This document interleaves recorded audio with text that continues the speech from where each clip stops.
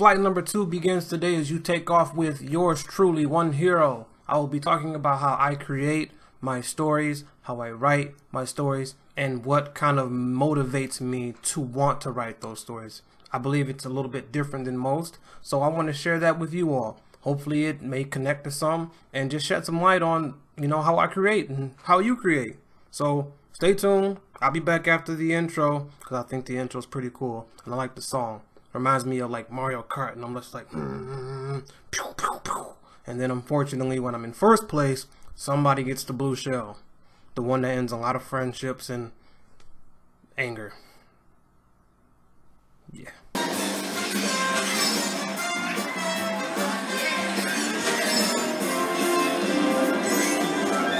Right here. Oh my God. Look at that.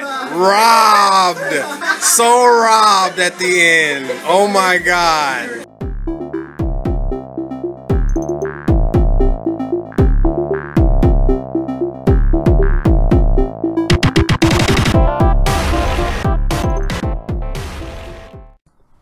What's going on? Flight number 2. No.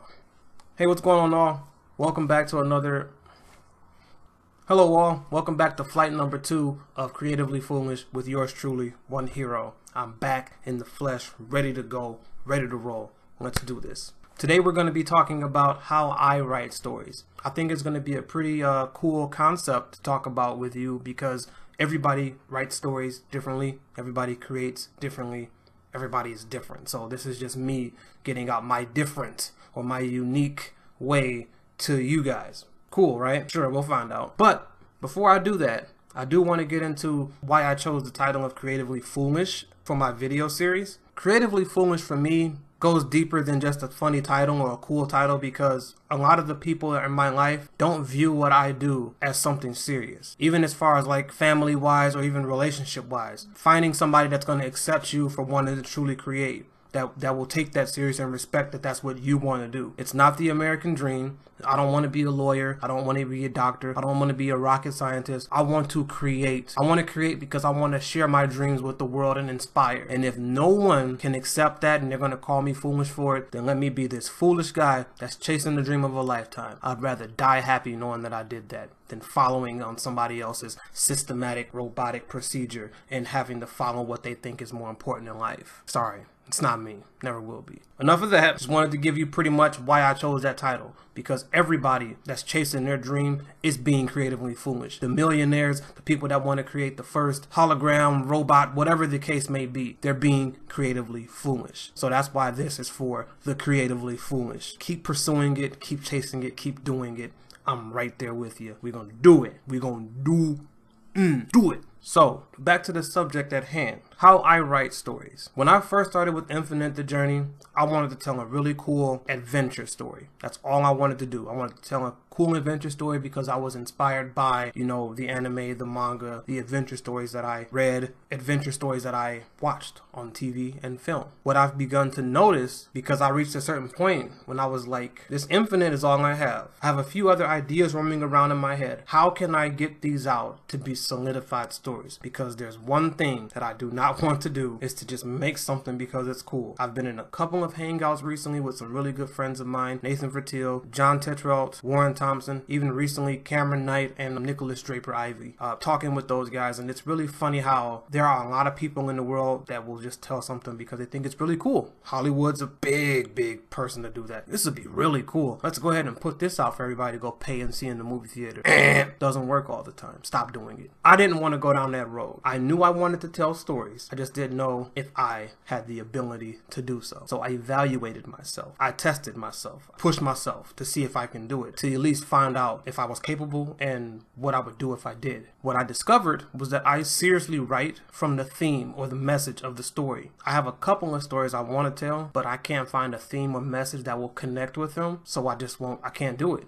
There's nothing to propel me personally to say, I'm going to create this, I'm going to do it. Whereas Infinite, it was about never being complacent in your own abilities. Chart your own course, chart your own path, realize the greatness that's within you, and go for it. That's about who I am. You know, that's a strong message and theme with me, so it made sense when I wrote that to make that be the reoccurring theme. And the reoccurring theme is the same message and theme that will come up in the story over and over again among the main character or the different characters, or just the message that you're trying to convey. Among all the other things that you want to convey in your story, there's always going to be one main reoccurring theme. So for Infinite, it was about being greater, being more, being something else, going for that. Now with my other stories, I'm like, how am I really going to create these? You know, I want to tell a really good story. What I found out was I started digging deeper into me personally, thinking of some of the stronger messages and themes that I wanted to tell, or that I've experienced, that I thought I would have enough experience with to tell. Because if it's something that you know, there's that famous saying of, you write what you know, don't write what you don't know. So for me, trying to write like a crime drama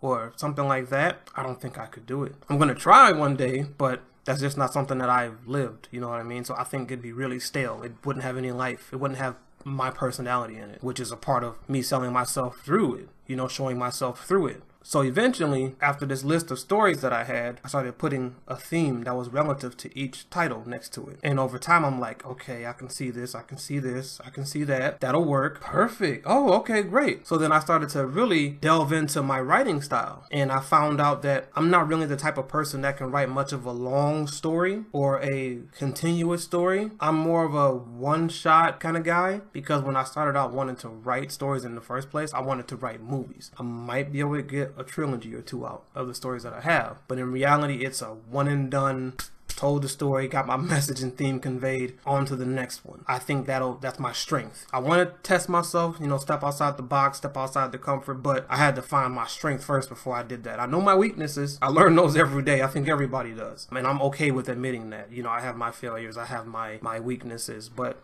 I found my strength, so I won't overextend myself in going forth with that. All of my stories, like one of my upcoming stories, Rebirth, it's about redemption, revenge, love. Like those are the three main ones. Because of a recent relationship that I had to deal with last summer, it hit me home and it woke me up as far as, you know, relationship and love life goes, to where a question popped into my head that's kind of, it would spoil the story, but it's kind of like, how far would you go to save the one that you love? That question kind of formulated into the message that I wanted to tell for this new story. So that's the truth. That's how it goes. That's how it's going to work for me. So that's when I can write from experience, but trying to take something from experience that I've only experienced and trying to merge that with the creative story and creative elements was a really great challenge. But I think I found a way to make it work for me.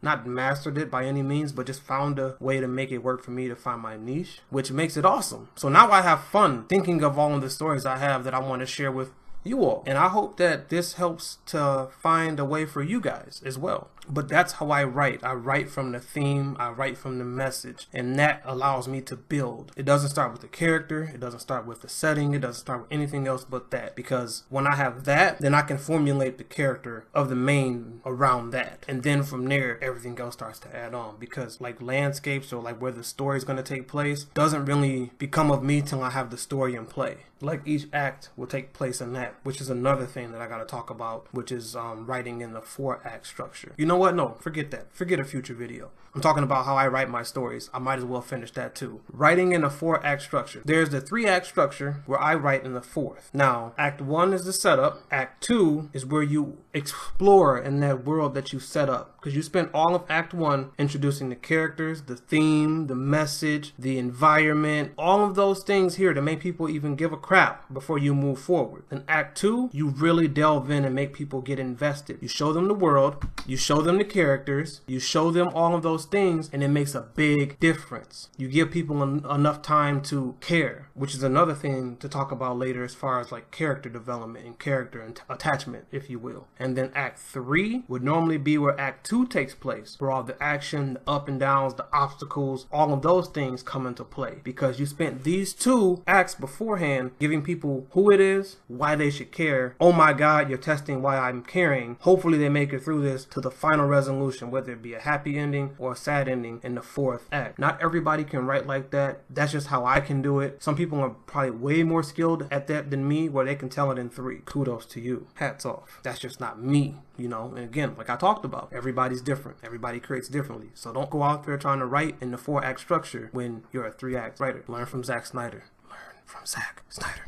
But yeah, that's another really cool thing. And in this journey, I've watched myself grow from a lot of the mistakes I made in Infinite the Journey, from even its opening chapter 1, from its opening act in chapter 1 to its finishing act in chapter 7 of the first volume. I've learned and I've seen myself grow, even writing these new stories, these new scripts, developing these new stories, taking them from idea to an intellectual property of a great story to want to tell. Yeah, so that's pretty much it. That's how I write my stories. It was pretty much straightforward. Single story, single shots, all based around a character, a meaning, a theme, and then from there, I build the world from there, and I give you a grand spectacle. And one of the things that I learned about storytelling in general is to have fun. If it's something a part of you, you will have fun, or if not, it's going to be very genuine and very unique to you. It doesn't have to be original. Oh, I've seen this before. Oh, I've seen. So what? I apologize that we were not the first people on earth to want to tell the style of stories that we want to tell. Sorry somebody beat us to it. Sue me. You can't help it. But what you can do is put you in your story. I'm going to put me in all of my stories. It's going to be me. 100% raw, uncut me. And either people are going to love it or they're going to hate it. And that's fine with me, because at the end of the day, you gave them you. You didn't give them them. You didn't give them them. You didn't give them him. You didn't give them her. You gave them you. So I give you me on a day-to-day basis. I will give you me in my stories, because they're my stories. They're from here and here that I want to tell. So you do the same. It's just that simple. I promise you, you will have so much more of a benefit doing it that way. Putting you, your humor, personality, your anger, sadness, your fear, all of that into the story, because that's what makes it unique and original. You are. There's only one you. There's only one me. But yeah, that's it. That's flight number 2 in the books. Told you guys I was going to come through with another video. I'm going to try to do this next week. No, you know what? I'm going to do this next week. I'm going to get some topics together. I'm going to get them rolling. I'm going to get them into a video, and we're going to be on flight number 3 before you know it, and then flight 4, and then boom, everybody's going to have their wings and capes on, and all the heroes and heroines are going to be soaring. Sorry if it sounds corny, but I like it. It's me. Again, it's funny how that works, right? How it comes back around full circle. It's me. So you either hate it or you love it. It's me. But again, thank you guys so much, so much for coming out. Again, checking my video. Greatly appreciate it. I'm more than grateful.